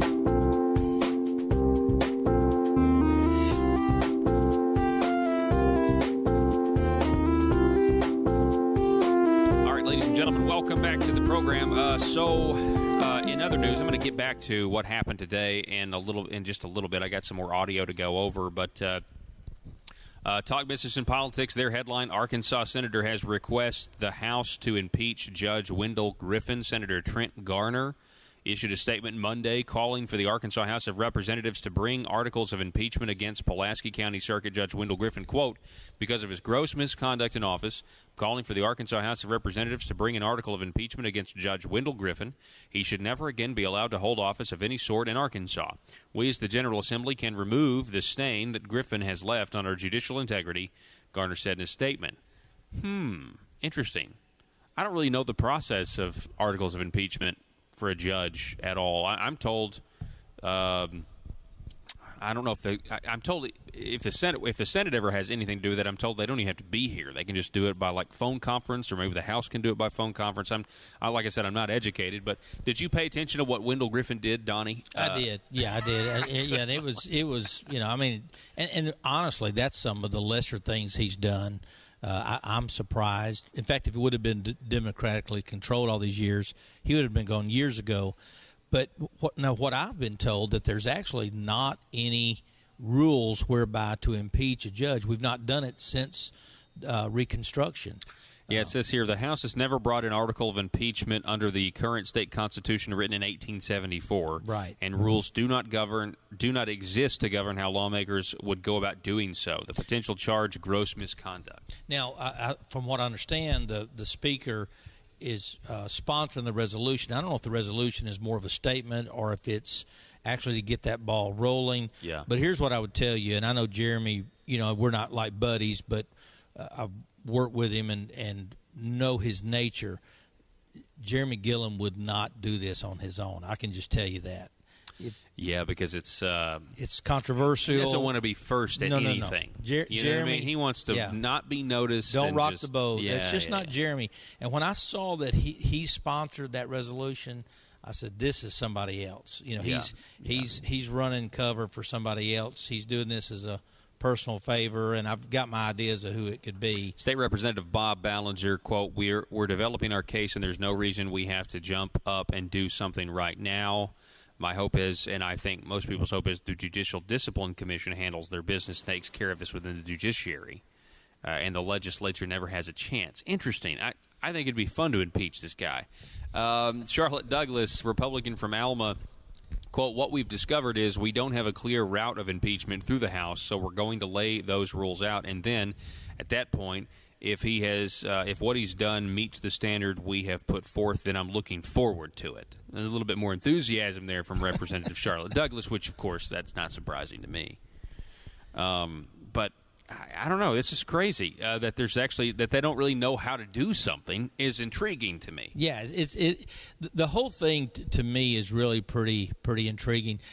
On a personal note, I've met Judge Griffin a couple of times. I was actually a part of an event that had nothing to do with politics. It was actually for the military. He was actually inducted into the Arkansas Military Hall of Fame, and I don't think I sat at his actual table, but I had the occasion because I was a guest of the founder, Conrad Reynolds, and very engaging, very pleasant guy to talk with, to visit with, to be quite honest. And man, yet it seems like when he puts on that robe, he just loses his mind or something. Yeah. I mean, it's really bizarre, because when I met him, I thought, man, this is going to be kind of like meeting Al Sharpton or Jesse Jackson, but he was very intriguing. But then to see this is not surprising given other things he's done. Yeah. We'll be right back with former State Representative Donnie Copeland. It's the Paul Harrell program, live from the Marble Palace. Back in a minute.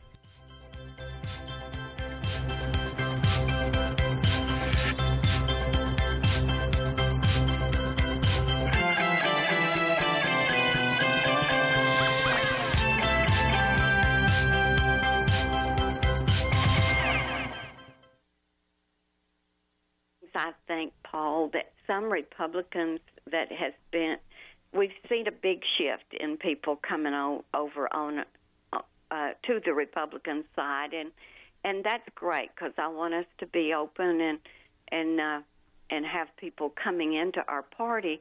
But sometimes I think that they may not be fiscal conservative people like we think Republicans should be, and what I think our platform is, but the issues on abortions and same-sex marriage and that kind of stuff, they fall in line with the Republican Party on those things. But maybe we can train them on this other. Yeah, hopefully. Yeah, and that just, at some point, I feel like the leadership is a problem. We got to have people willing, to lead us to smaller government, and that means, the lobbyists aren't going to be happy, the bureaucracies aren't going to be happy, but hey, it's the people that matter, and it's the people that are voting for a government they want to live under, and we just got to make sure we get folks down there to reflect that. And Nelda Speaks, I know that you're one of those people, so I really appreciate you coming on, giving us your impression of the session, and I'm proud of how happy you are, or the attitude that you do have, because it certainly encouraged me while I was down there, and I know it encourages your colleagues, both on the left and the right, quite frankly. Well, good. It's my desire to get along with all of them. We don't vote alike, but they have to represent their people, and I do too, back home. And so I want to leave there as their friend and colleague, that they will remember you well. All right, State Representative Nelda Speaks. We appreciate it. Thank you so much for coming on. Thank you, and anytime, looking forward to you being in Mountain Home. Absolutely. I think I'm scheduled to be there on Pioneer Day. I think that's May the 20th. I think so. Yeah, so I'll be there setting up right next to the Mountain Talk 97 booth they'll have there, and really excited about that. So that'll be a lot of fun. So great. That'll be a good place. Okay, thank you, all right. Paul. Thank you. Folks, we got to go to break. The Liberty Machine rolls on next.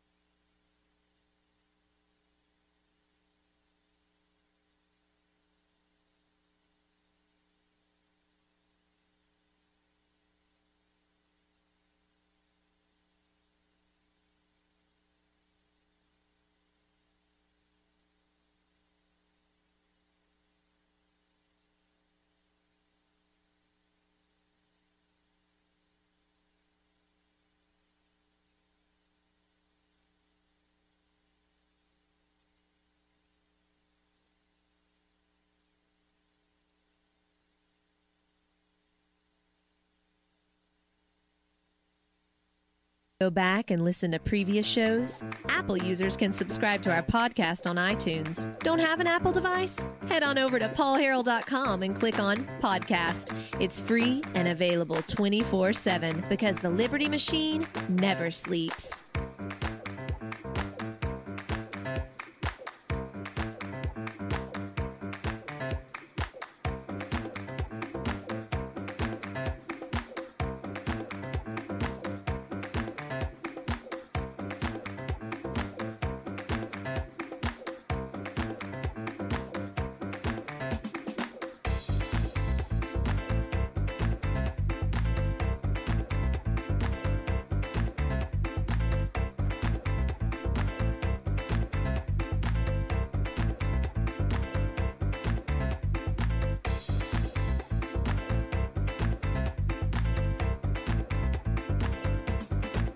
All right, folks. Hey, welcome back from the Marble Palace. It is the Paul Harrell program. Thank you so much for being with us. We're here with former State Representative Donnie Copeland. Hey, great to be here, Paul.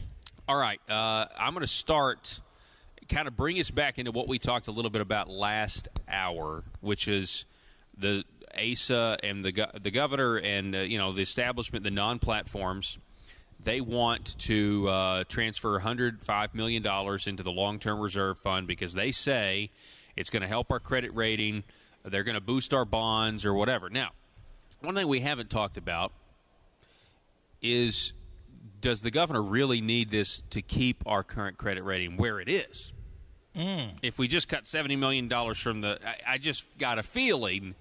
And according to Senator Hickey's testimony, the moves that they're going to make is not going to increase it from a 2 to 1. So is the real issue, boy, that you're on to something, I think. So, you're right. Senator Hickey says it makes no difference whether it's the full body that authorizes the money or the Arkansas Legislative Council. Now, that's the big deal. Alan Clark, Senator Hickey already got him to admit that it doesn't matter, that the rating agencies are not going to matter. They blew up this false narrative by the non-platform Republicans that, if we go the Arkansas Legislative Council, which is smaller, which has less people, easier to control, more of a rubber stamp on whatever the governor wants to do, has power when no one else has power, versus having to get everybody down here with the full 135 body, that there's a whole full 135-member body, that it doesn't matter, doesn't make a difference. He already got it to admit. Senator Alan Clark, who was on the show earlier, he exposed it as well in committee. Senator Rayburn did make a good point when he said that a lot of this was about trust, and I really want to trust, but you learn to watch when your colleagues are parsing their words and not answering questions with yes or no. Senator Rayburn said that since we have this report, we don't need the bond people here because everything's in the report. Is there anything in the report that indicates that the legislature, full legislature, making a decision on when this fund should be tapped, which I'm assuming the bond people don't want tapped, would be a problem? No, nothing that specific, sir. Thank you. So we do have an answer. It was very simple. So we do have an answer. No. Who was he asking there? He was asking that to a guy by the last name of. He was a Department of Finance guy. So that was not the bond. The bond company didn't show up. No, they weren't there. I can't remember his name. I had it in front of me. Some of these videos I have up right now are not labeled yet. Burke, I think, was his last name. Burke. Okay.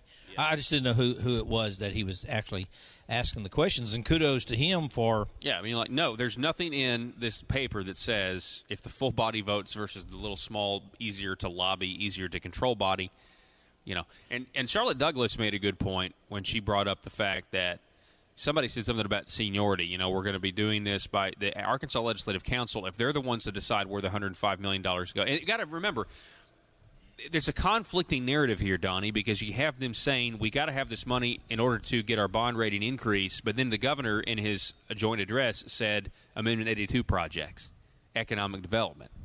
So, and they want it to be easier to spend, too. Yeah. You would think the bond rating company would want a long-term reserve fund, but want it to be a little bit harder to get to and not just be subject to the whims of the governor. That doesn't kind of mesh with their argument. It kind of falls in on itself. That makes it. You make a great point, and that was my next question wasn't the overly accessibility to the funds, isn't that as much or more a liability to your bond rating than liquidity? Yeah. Because, the liquidity, I think, again, as Senator Hickey said, really is a straw man's argument. It is, and the financial bureaucrat here, Burke, he was asked at one point by I can't remember who, maybe John Payton or Mark Lowry or I can't remember, might have been Mickey Gates.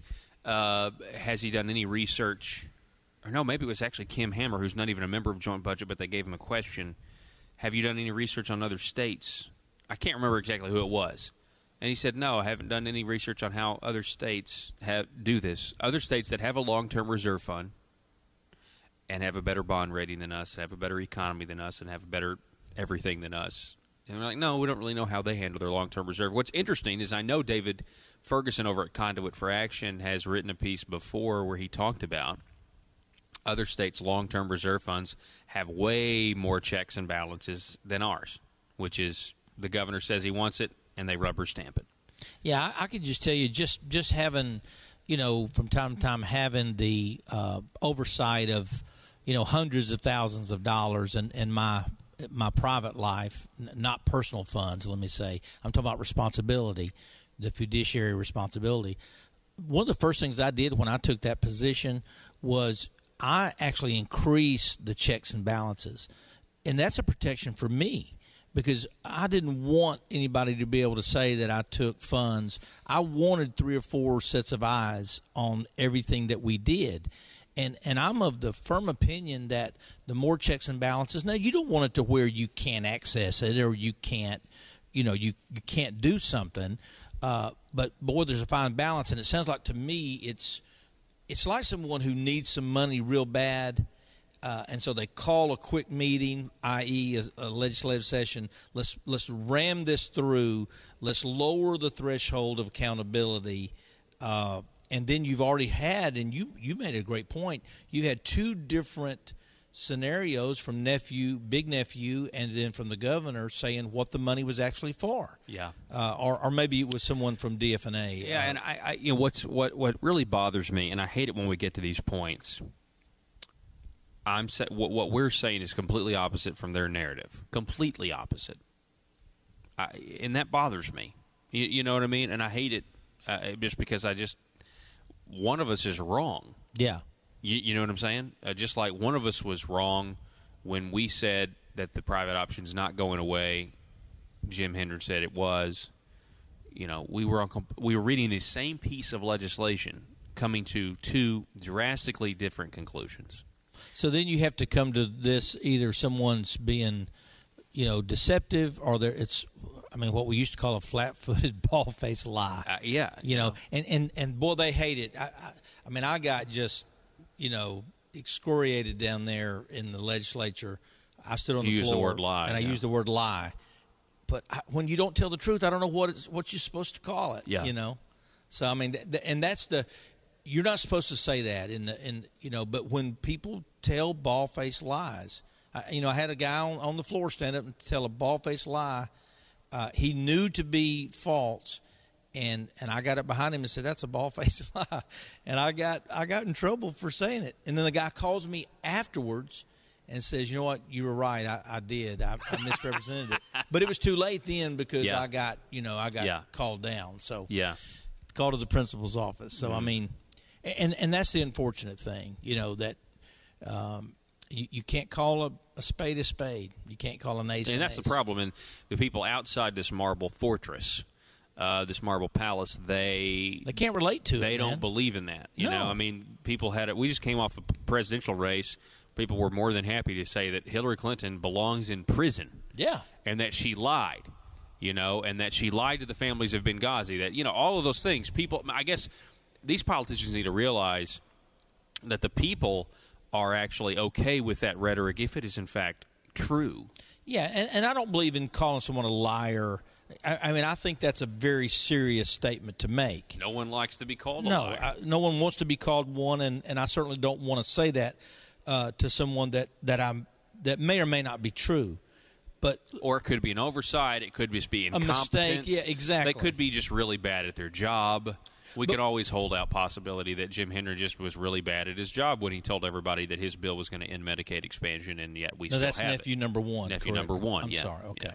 No, so here's something to think about as well, and I can't help but think about going back to the governor when he stood up at UAMS and said that Medicaid expansion was going away.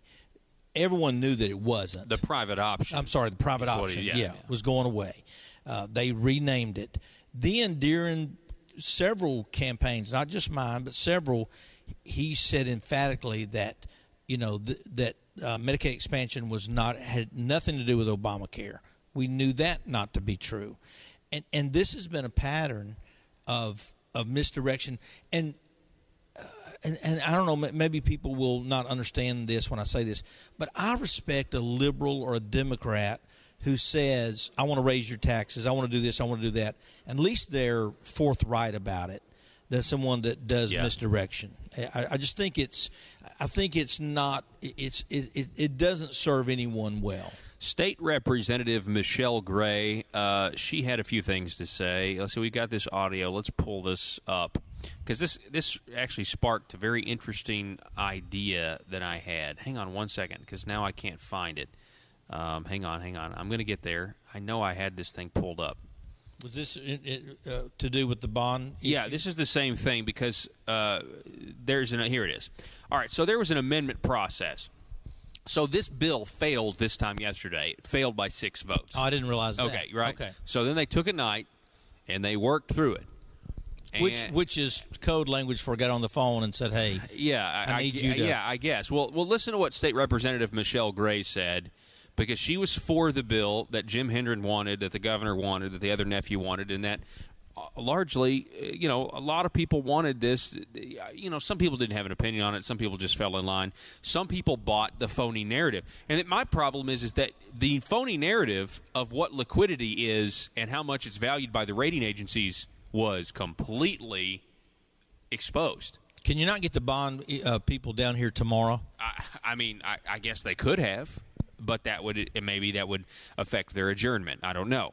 But so here's what State Representative Michelle Gray said this morning. The governor and Senator Hendren, Representative Jett, and Senator Teague for working with me and several of my colleagues yesterday and into the night to come up with this amendment that was addressed, I think, a lot of our concerns with the increase in the threshold. And then also, I know Senator Hendren, I feel like he downplayed the change in the language of may to shall.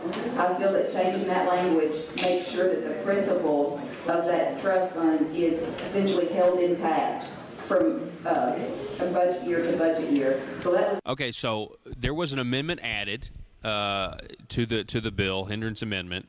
It didn't change anything, any of our big issues, right? It changed. Hey, if they put the $105 million in there, they got to make sure. I believe what I've read. If whatever they spend out of it, they got to replenish the principal. They got to make sure. I guess there's always $105 million in there, or more. I don't. That's the way I interpret that, right? Yeah. Which who cares? I was going to say that I don't think that's even the issue. Yeah, that's my point. So I came up with this list. Okay, that was State Representative Michelle Gray. And while that may be a noble goal, we want to make sure this is all about the bonds or the bond rating. By the way, this is really about if our bond rating is higher, we can do more Amendment 82 projects and have a lower interest rate. We can go into more debt that's what this is about. That's the issue here. So making sure we always have the same amount of money in is not really as fiscally conservative as it sounds. It's more about we can go into more debt. Yeah. That's the truth, folks. I don't know how to – I'm sorry that everything has a double meaning and everything's not what it seems, but that's really – I'm not saying State Representative Michelle Gray knows that. I'm just saying this is State Representative Michelle Gray. She worked on this amendment because apparently it's a big issue to her. So I wrote a list, Donnie. How do you deal with conservative opposition? Okay, let's say you have real conservative opposition, which you did. You had the conservatives that voted against this yesterday. You had the Democrats that voted with them. But you had opposition that was preventing the nephews and the governor from getting what they wanted. The non-platform, the honorary nephew Charlie Collins, the non-platform establishment Republicans. You had opposition. So what do? Number one, this is their playbook. Number one, find a few folks who are loyal. Okay, all right. So whoever those people are, you find them. Mm-hmm. These are loyal people. Number two, you work on an amendment that does not change the biggest problem with the bill. Number three, you designate a spokesman to report on the hard work of amending the bill, which I think we just heard. Number four, you talk about compromise and how you made the bill better. And number five, and this is the most important one, this and number one, ignore all other aspects of the bill that stink. Man, that's powerful stuff. Hey, here's a great analogy. As you were giving that list, and I think our listeners can really relate to this. Let's say someone tells you that you can lower your homeowner's insurance by putting in a certain camera on the outside of your home, okay? And so you're really fighting with your wife. You're fighting with, the homeowner association. Man, we need to get everybody to get a camera. And then you find out that the camera does not really lower your homeowner's insurance at all. And so now what you have to do is you have to distract and start this whole scenario But the real issue here is not keeping the principle. The real issue is not shall or will or one word. The real issue here is, does this raise your bond rating? And until you can answer that question, anybody that would vote for this and lower accountability, lower the checks and balances, and not know that answer, to me is severely irresponsible. Yeah, and they even admitted, well, we don't have a guarantee that if we do this, it's going to increase. But this is the road to having a AAA credit rating, and we haven't had one of those since 1930 something when the state went bankrupt. But again, the real question is, and Brian King asked Duncan Baird and I think this Burke guy on record, does this have anything to do with maintaining our current credit rating? And they said, no, not that we know of. No, it doesn't. But that's really, I hope, honestly, I hope that's not the case, as much as there'd be a lot of political victory laps on this program, or not even victory laps, because what victory is it if that were to happen, actually? There'd be a lot of, see, I told you this guy's really not a conservative. That's the kind of victory laps. But it would be tinged with sadness, right, really, exactly. for our state. I don't want that to happen, but the way these guys operate down here is they are not telling us the truth as to why they want the $105 million. That much I am certain of. Yes, and I think the gauntlet to throw down is, if what you're saying, Nephew 1 and Nephew 2, and specifically Nephew 1, if Nephew 1 is telling the truth, if he's been totally, and if what Michelle Gray is saying is true, get the bond people down here and let them guarantee that if you do this, it will take you from 2 to 1. Yeah, and they weren't here, which probably means that their argument wouldn't have been strengthened if they would have been here, which means that this is carefully crafted language that really was exposed in a day of debate. Can you imagine if we had a week of this? Oh, yeah, and that's why they don't want a week. Exactly. Now, hey, here's another thing to think about, is take a step back and look at the bigger picture even than the bond issue. Why are you trying, and I think you alluded to this, why are you trying to increase your bond rating or at least salvage your bond rating so you can borrow more money, right? Yeah. But I thought we were supposed to be this. Okay, finish that. Dave Ramsey, I love Dave Ramsey. A lot of your listeners listen to him. Dave Ramsey says, listen, having a great credit rating is overrated because, all that means is you can get in more debt. Yeah, that's a good point, Donnie. So let's just pay cash for what we get, and you wouldn't be in this mess if you wouldn't have given free health care to people who will not work, and now you've got the payday is here and you're scrambling. That's the bottom line. Yeah, if in fact we needed this $105 million to keep our current credit rating and outlook when things are looking kind of bad, we don't have the revenue coming in, we have a spending problem because we overspend, that would not gel very well with their narrative that Arkansas is great, our economy is great, we have this 3.6% unemployment rate, which, by the way, at this point, I'm not really willing to believe that number anymore. I mean, I'm just more and more skeptical when I see that we've got 1 million people are on Medicaid in Arkansas. What kind of if there is a 3.6% unemployment rate, what kind of jobs are these? Did somebody build 1,000 McDonald's somewhere that I don't know about? I mean, seriously, what kind of jobs are we talking about here? I would love to look at, and I would love to hear that 3.6. Is that the new number? Yeah. I'd love it's all to look roses, that's what they say. I'd love to look at that and see what is the guts of that 3.6 unemployment rate rating. Here's another thing. If we're at 3.6, that is essentially full employment. I mean, because 10% of your population can't work, correct? Yeah. You have children, you have disabled people, you have seniors that are retirement age. So if we're at 3.6, why are we giving hundreds of millions of dollars to new companies to come in and everybody's fully employed? Yeah, and the answer is we're not creating new jobs when that happens. Where are those jobs coming from? They're just going to get stolen away from other companies. So we're going to take them from people who started businesses in Arkansas and give them to a company from China. That's and exactly we're going to pay them to do it. Former State Representative Donnie Copeland. Folks, we got to take a break. Back in a minute.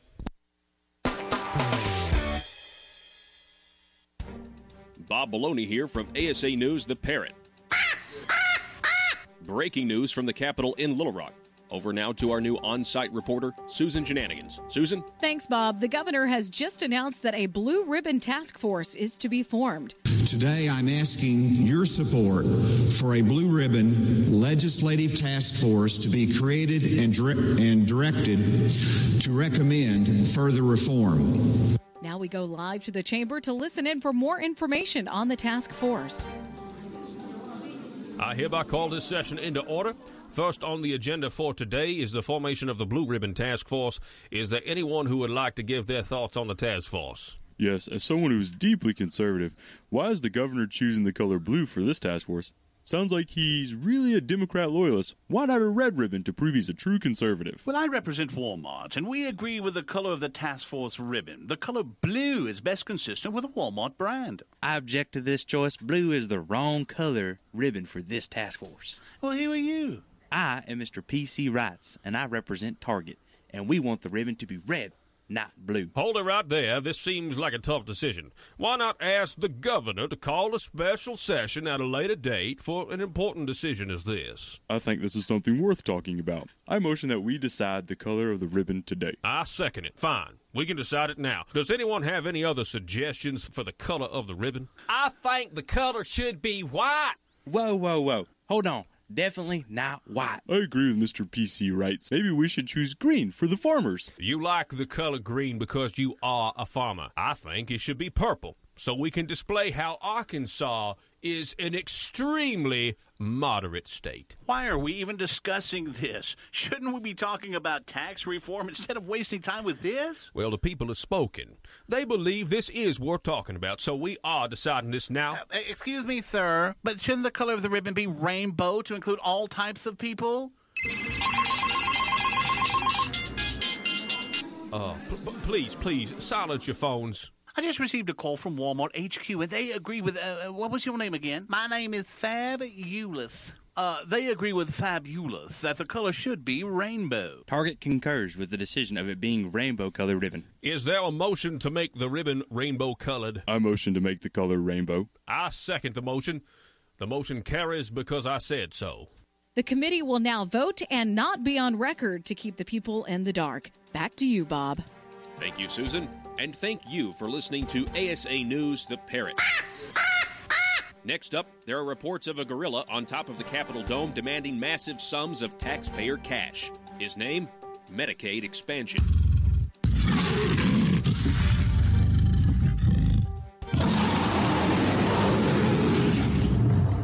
PHP Parody.